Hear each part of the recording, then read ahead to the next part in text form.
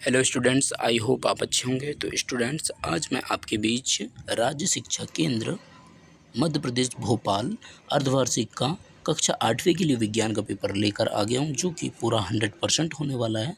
तो जल्दी से हम बिना समय को गंवाए हम अपने पेपर को हल करते हैं। इससे पहले अगर हमारे चैनल को आपने सब्सक्राइब नहीं किया है तो जल्दी से कर दीजिए।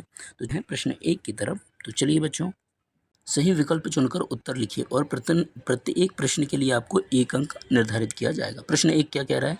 यीस्ट का उपयोग निम्न के उत्पाद में होता है। बच्चों, इसमें आपका उत्तर हो जाएगा ऑप्शन नंबर बी, अल्कोहल। आ गया समझ में? प्रश्न 2, निम्न पदार्थों में सबसे पहले कौन जलेगा? बच्चों, आप सबको पता है कि सबसे पहले पेट्रोल जलेगा। आ गया समझ में? 3 देखिए, मैग्नीशियम का रिबन मतलब फीता वायु में जलने पर उत्पन्न करता है।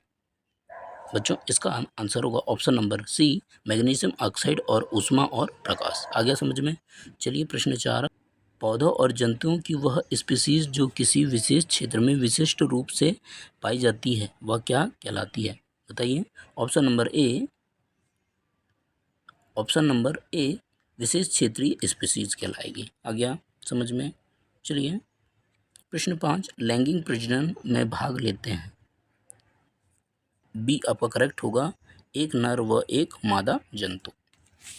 प्रश्न 6, सही जोड़ी को हम हल करेंगे तो रिक्त स्थान की पूर्ति कीजिए। आपको सही जोड़ी यहाँ बताना पड़ेगा, ठीक है? तो चलिए हल करते हैं। काष्ठ कोयला वायु में जलकर कार्बन डाइऑक्साइड और खालिस्तान उत्पन्न करता है। बच्चों, क्या उत्पन्न करेगा? ये ऊष्मा उत्पन्न करेगा, ठीक है? प्रश्न 7 देखिए, जिन पदार्थों का ज्वलन ताप क्या होता है? कम होता है और ज्वाला के साथ सरलतापूर्वक आग पकड़ लेता है, ज्वलनशील पदार्थ कहलाता है, ठीक है? प्रश्न 8वां देखिए, कागज बचाने का अर्थ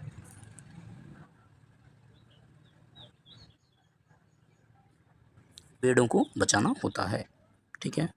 प्रश्न 9वां देखिए, निषेचन वह निषेचन जो मादा के शरीर के अंदर होता है।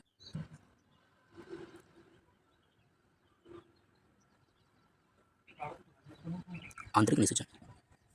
लड़कियों में मासिक धर्म चक्र की शुरुआत खालिस्तान कहलाती है। रज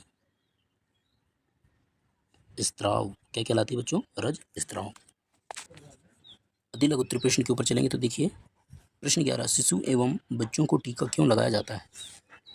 अपने बहुत अधिक व्यावसायिक महत्व के कारण किस हमें काला सोना कहते हैं? तो प्रश्न 13 देखिए, प्रश्न 13, कोयले के प्रकरण द्वारा 3 उपयोगी पदार्थ के नाम लिखिए। 14 प्रश्न देखिए, किन्हीं 2 राष्ट्रीय उद्यानों के नाम लिखिए। और प्रश्न 15 हो जाएगा, मरुस्थलीकरण कब होता है? 16, मनुष्य के गुणसूत्रों की संख्या कितनी होती है? तो बच्चों, इन सभी के क्वेश्चंस हम आपको आगे दिखाएंगे, तो चलिए, ठीक है? प्रश्न 11 और 12वीं का उत्तर आपको ये दिया है। प्रश्न 11 और 12 का उत्तर ये रहा। प्रश्न 13 और प्रश्न 14 का उत्तर आपके सामने है स्क्रीन पर, देखिए।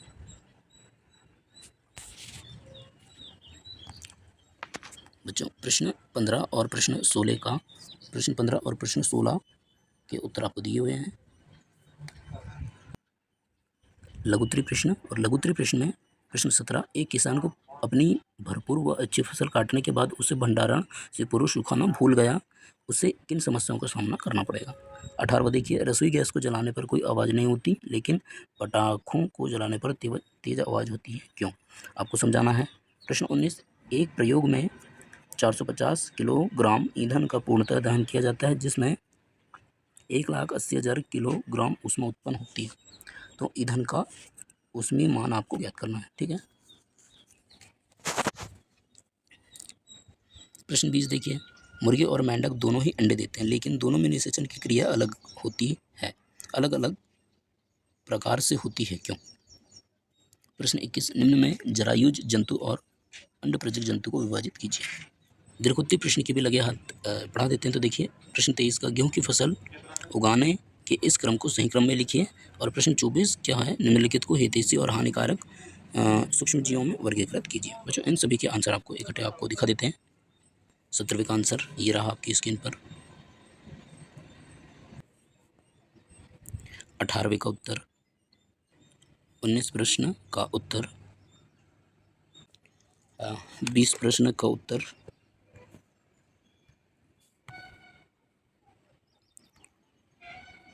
21 प्रश्न का उत्तर, 22 प्रश्न का उत्तर है ये बच्चों, 23 प्रश्न का उत्तर। ठीक है बच्चों, आपका 24 प्रश्न का उत्तर और भी होगा। ठीक है, ये भी है हानिकारक सूक्ष्मजीव में मलेरिया, परजीवी, रोटी फफूंद, रोटी की फफूंद, ये प्रश्न 24 के उत्तर हैं। प्रश्न 25 के उत्तर देखिए।